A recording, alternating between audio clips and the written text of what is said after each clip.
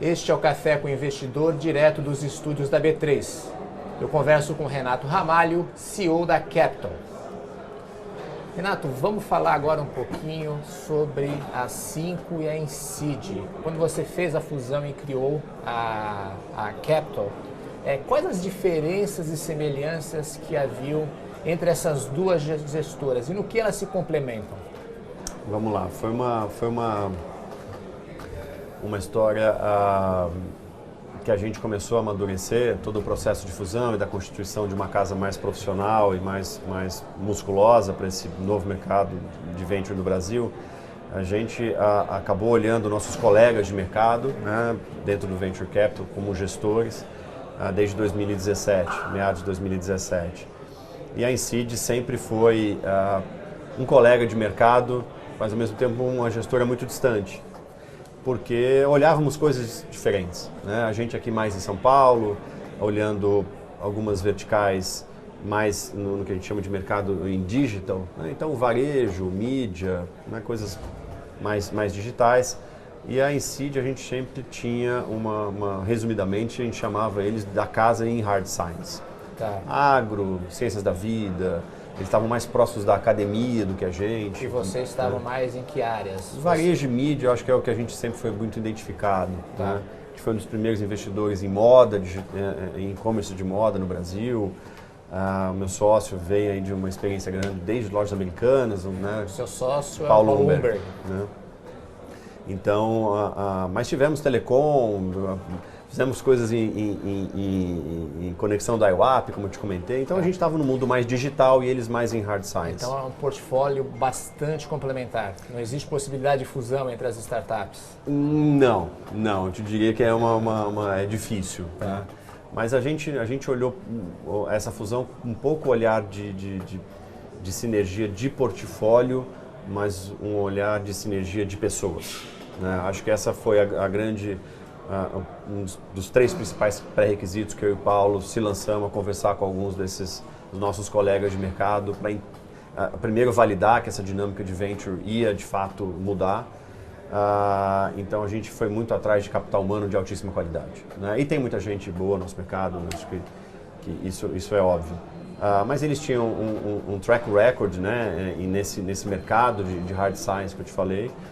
Estavam aí há mais de 10 anos lá em janela, né, fazendo as transações, fizeram as primeiras iniciativas ou acompanharam das primeiras iniciativas de BNDES, fomentando os gestores em Venture Capital, né, com o Createc 1.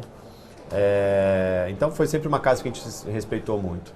Namoramos durante um ano, né, foi desde final de 2018 para concretizar agora em 2019. Mas, primeiro ponto, a soma de conhecimentos nunca nos colocou em competição. Né? Então, eles têm um conhecimento em áreas específicas que eu sou o aluno e vice-versa. E eu acho que essa é a principal beleza. Então, o processo todo de fusão tem sido muito tranquilo. Você falou em capital humano, que nomes que passam a fazer parte dessa nova gestora? O líder ali, alguns líderes, não quero pôr em ordem de valor, longe disso. O Gustavo Junqueira, né? Que era da Incide, né? Da Incide, o Alexandre Alves, o Bruno da Inventa, que está muito próximo de grandes corporações contribuindo no processo de inovação, o Paulo Renato, que hoje é uma pessoa responsável pela inovação dentro do Sebrae Nacional, o Paulo Tomazella, que aí já são pessoas que tocam o dia a dia de alguns fundos, mas também estão lá há muito tempo. O Bruno Profeta, que toma conta de um dos fundos, o Eduardo Spelling, que toma conta de outro fundo.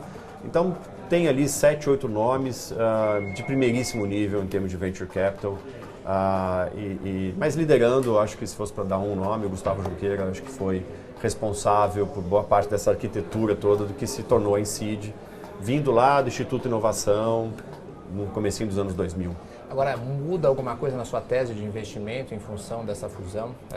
Já que eles eram mais hard science, vocês tinham outro perfil. Vocês têm um fundo específico de health tech, ok, está claro. Mas você tem um fundo generalista. O que você está buscando nas startups? Que tipo de startups estão no radar da Capital? Eu acho que, de novo, voltando aí para 2017, o que a gente internamente na A5 ainda começou a identificar e não é aqui o certo e errado, mas são olhares diferentes, né? A gente cada vez mais estava acreditando, e hoje 100% a gente acredita, que a grande geração de riqueza se dá mais facilmente no Brasil, em mercados mais B2B, em diferencial de produto muito forte, e menos no que a gente tinha feito tradicionalmente, né? Nos mercados mais B2C, varejo. A gente tem coisa em varejo muito boa, a gente tem coisa em mídia.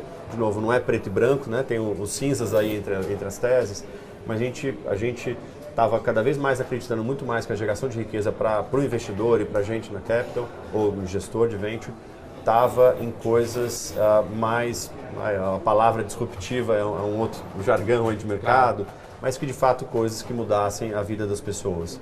Em saúde, em educação, e menos um olhar de mídia ou de consumo, uma competição por preço, alguma coisa mais de um conteúdo mais superficial, de uma discussão mais sutil, uma competição de mercado. Eu tenho um bolso maior do que o seu, então eu vou ganhar essa competição. A gente estava cada vez menos acreditando nisso, por competência, de novo, tem gente que sabe jogar esse jogo muito bem, né? Tem investidores globais que fazem isso muito bem. Que tem dinheiro, tem estômago, mas a gente já tinha tomado uma decisão de ir para esse lado mais de geração de riqueza para os investidores em uma outra vertical. E a Incide era exatamente isso que a gente gostava. Então o que a gente absorve é muito conhecimento e capacidade de análise desses ativos que geram essa riqueza, né, alguns vindo da academia, outros vindo mais de saúde, de altíssima área de pesquisa e desenvolvimento.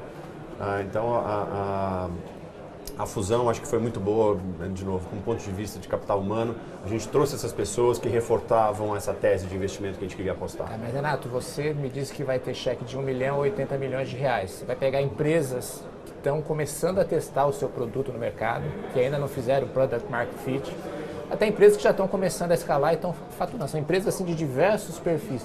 Como você vai fazer para diferenciar essas empresas ou chegar até elas? A gente já tem isso hoje, né? Então assim, a gente tem empresas no portfólio que geram quase 200 milhões de reais em receitas. Tem empresa que está realmente na casa de 1 milhão, 2 milhões de reais em receitas anuais. Então não é nada muito novo. Eu acho que a estrutura hoje da Capital, em mais de 25 pessoas, Brasil, né? Eu estou em 7 estados brasileiros, na boa parte de todas as regiões do Brasil eu já cubro, com um time local dedicado, em uma posição nos Estados Unidos, em Los Angeles.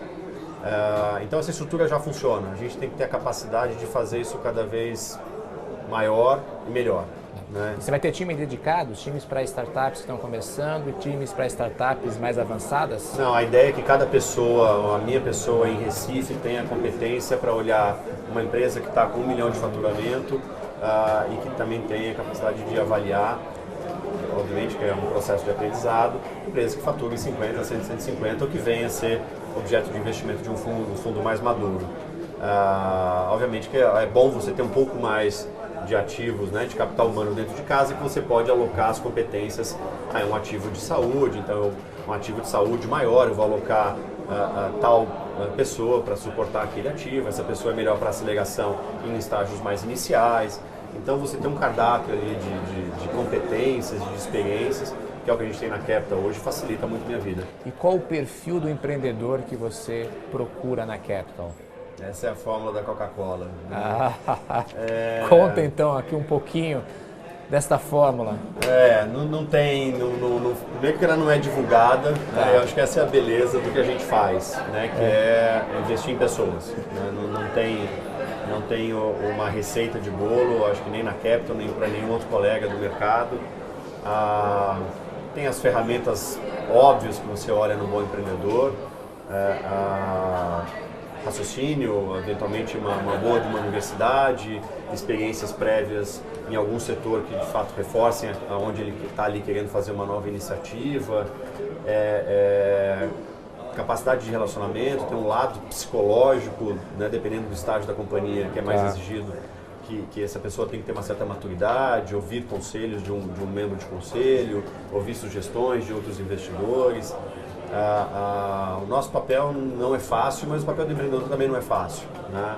Ele muitas vezes é um cara muito solitário, sai de uma grande estrutura para ir para uma estrutura, né, quase realmente solitariamente fazendo uma empresa, então a gente tem que estar ali dando uma ajuda para ele. Não tem uma fórmula, é uma avaliação quali e quanti que a gente tem que fazer da pessoa, e depende muito, né, da companhia, do estágio. E que tipo de empreendedor você tem encontrado, então? Porque até antigamente eram muitos empreendedores de primeira viagem fazendo seu primeiro negócio. Já está encontrando mais gente que está na sua segunda jornada, na sua segunda empresa e muitas vezes na sua terceira empresa? Isso é positivo para o mercado? Isso é muito positivo, isso é muito positivo. Eu acho que o Brasil está né, eu estava em Israel uns anos atrás, um ano atrás, e os empreendedores de Israel normalmente são cabeças brancas, né, como nós aqui, mas são empreendedores seriais, né, que eles brincam, que estão aí já com 5, 10, 15 startups no histórico. O Brasil não chegou lá, né, obviamente que a gente não deu tempo, não tivemos nem dinheiro para criar esse mercado ainda, a gente está criando.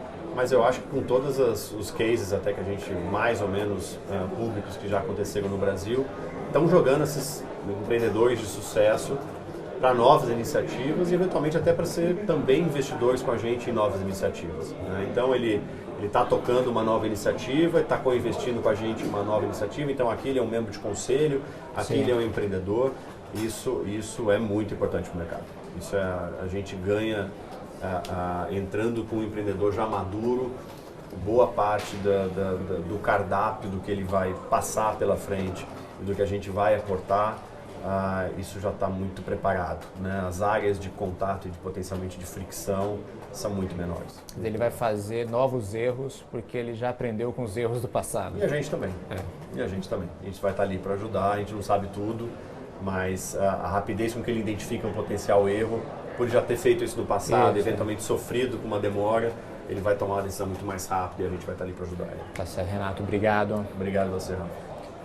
No próximo bloco eu converso com o Renato sobre 3 startups do portfólio da Capital.